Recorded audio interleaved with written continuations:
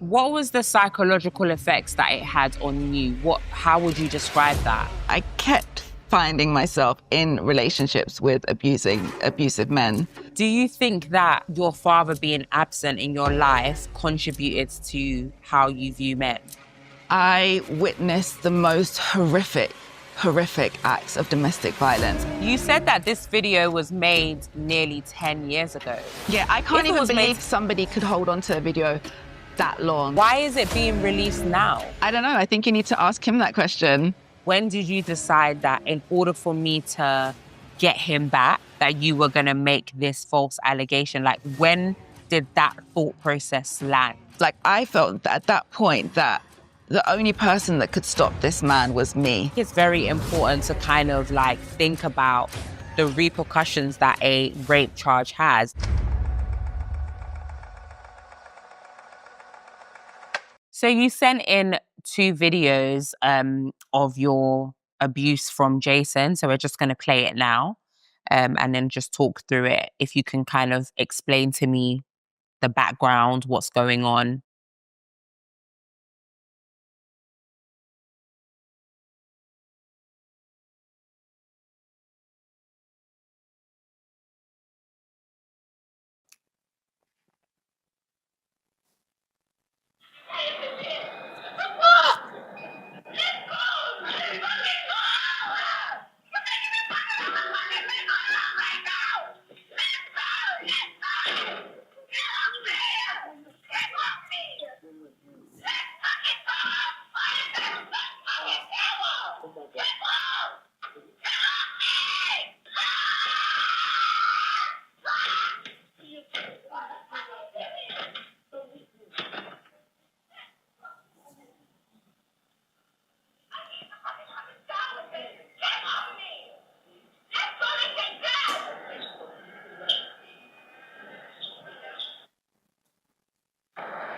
I'm going to play that second one now.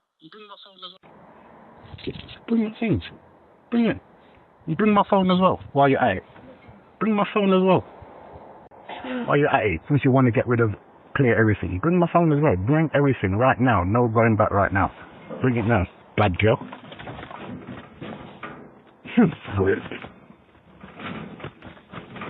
You're lucky. You're lucky. I'm gonna fucking come and get you. Watch.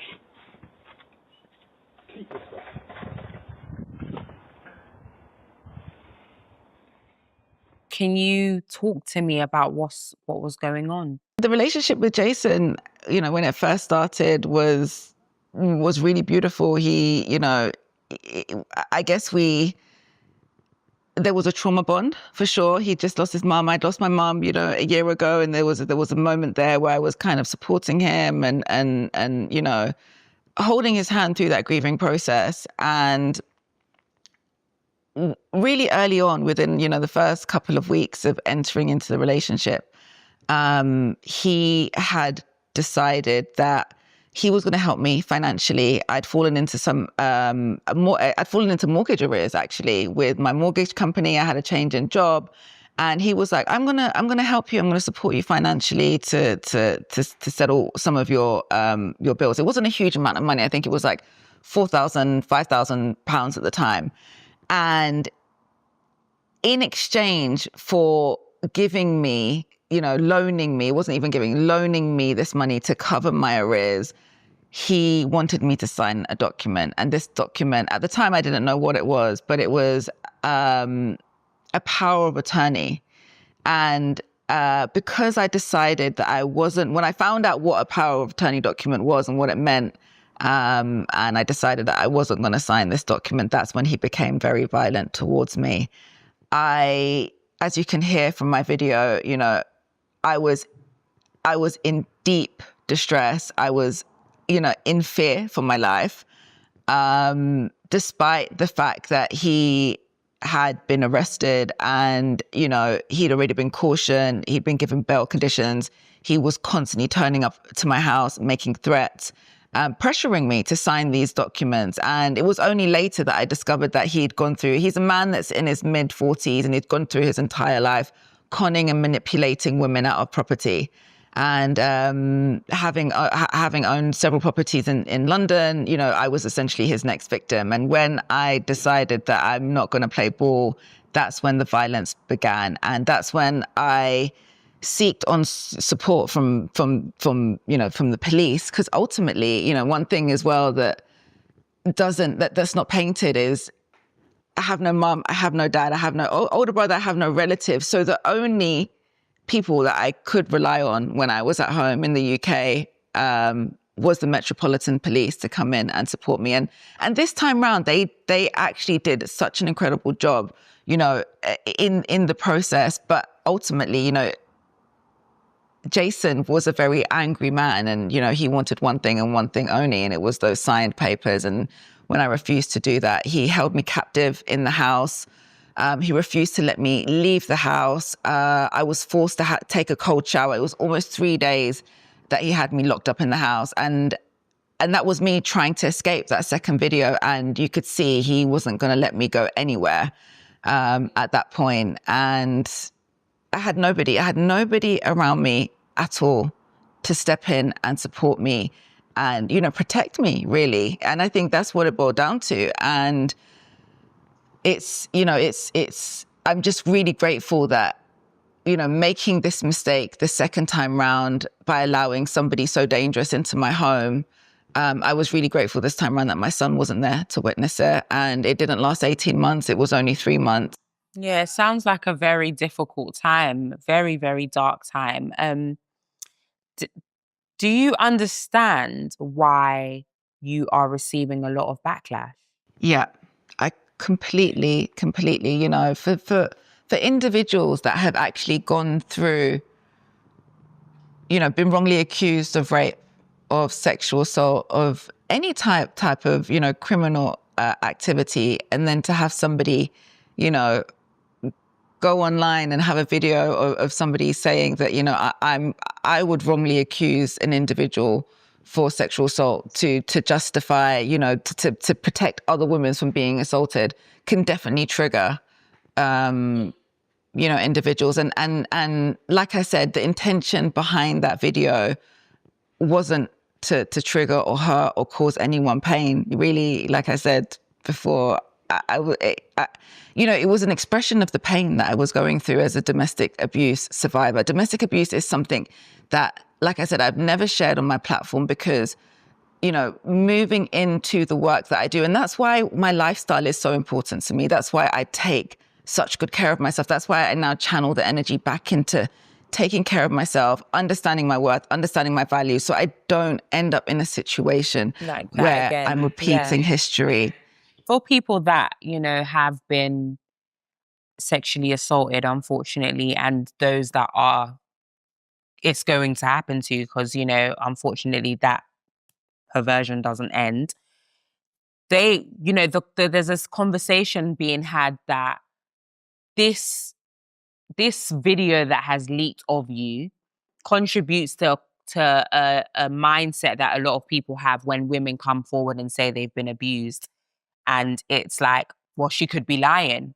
She could be, you know, she could just be a woman scorned. And this video contributes to that narrative. How do you feel about that, knowing that you've kind of given people like room to even say that? I think as painful and as hurtful the video is for people to watch, it's definitely something that really needs to be discussed and spoken about, because as a survivor of domestic violence, as somebody that's gone through abuse, you know, you do not have to be an angry, scorned woman.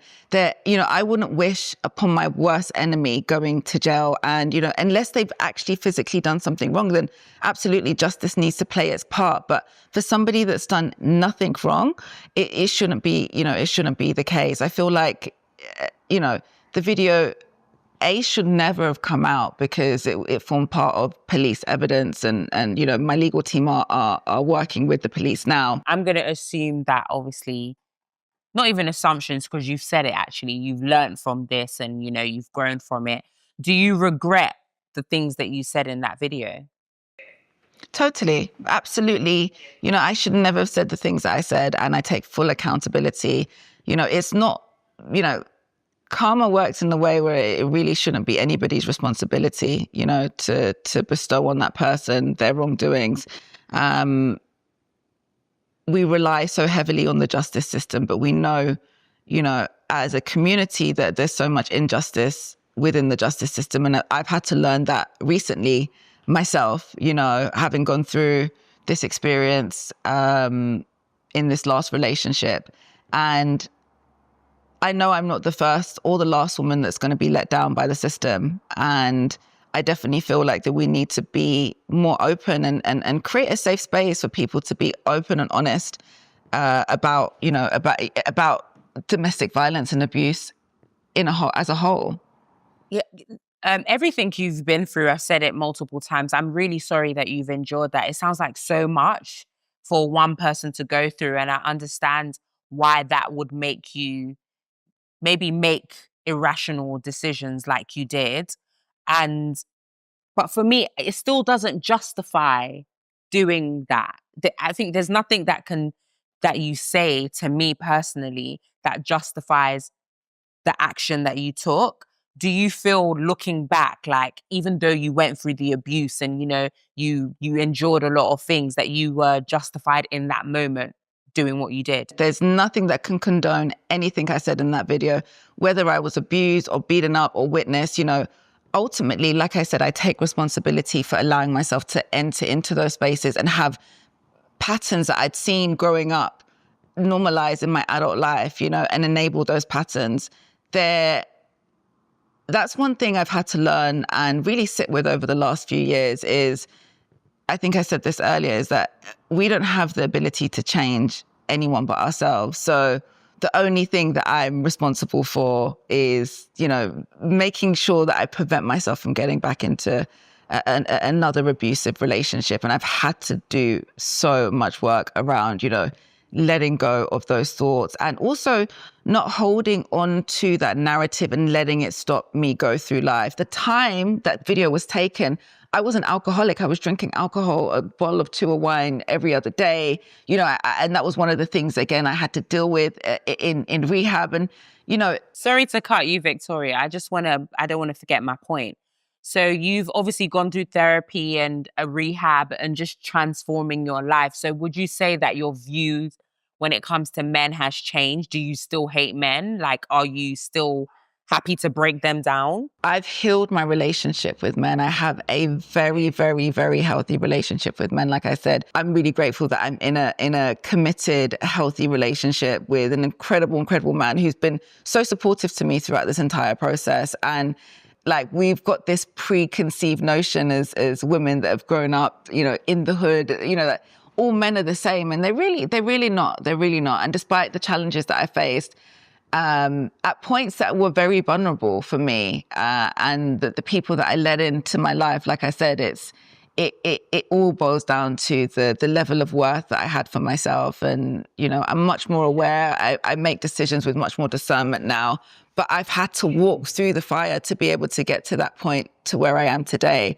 where I can say this. If you were to have a conversation with Denzel today, what would you say to him following everything that has happened?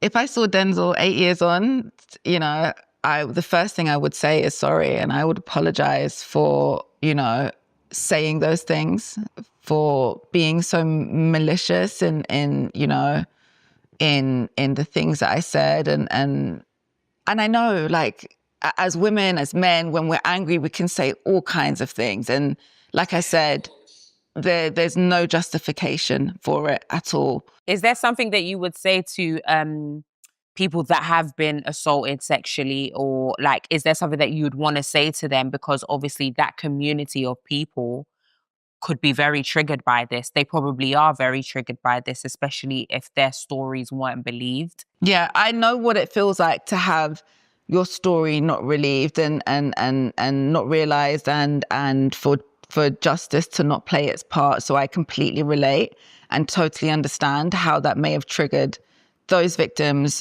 who have experienced, you know, sexual abuse in some way or form. And I want to apologize specifically to those women or men who have experienced sexual abuse. And If this video has triggered you in any way, you know, I'm deeply sorry for that. I'm not going to say any names, but I'm sure you can imagine what people are thinking right now. So what would you want people to receive from this interview, just for them to know about you and your side of this particular story? I made a really terrible mistake quite early on in my adult life. And do I regret it? Absolutely. You know, I take full responsibility for the things that I said. The issue was dealt with. Have I faced the repercussions of it? Yeah, absolutely. I have a criminal record. I had to do probation. I had to do community service as a result of that video being provided to the police.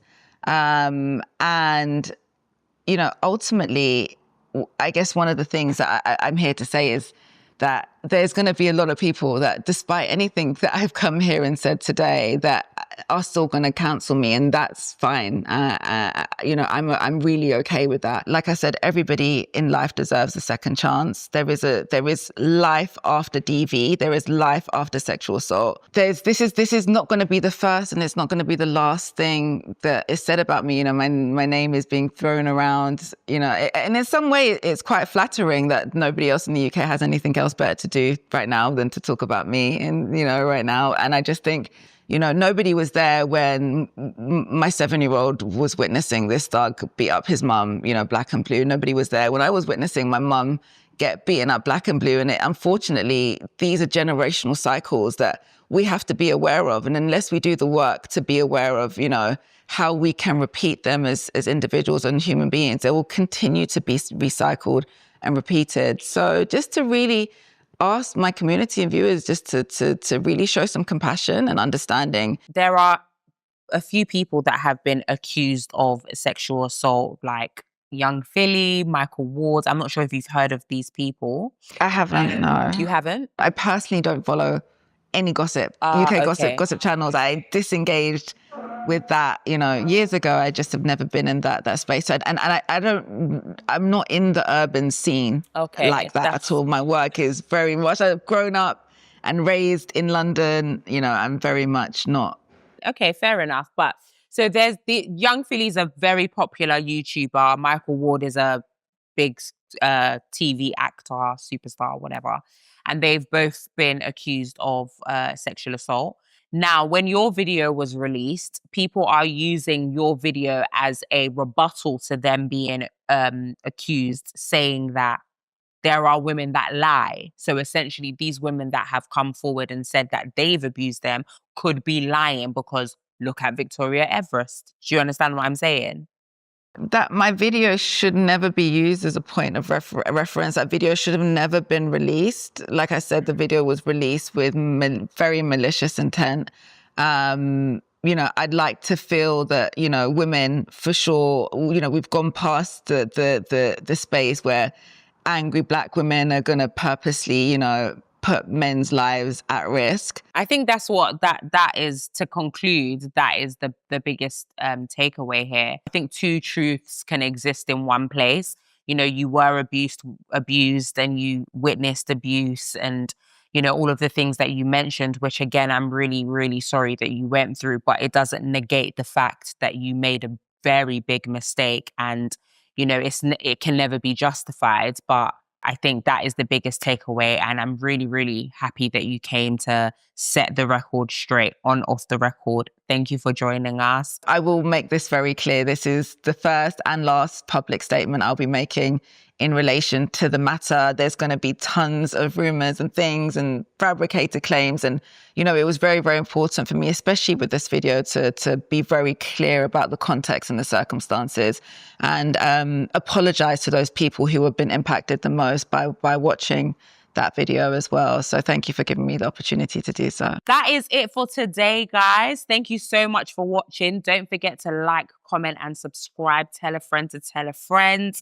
And we will be back with another exclusive story later. Thank you, guys. Bye.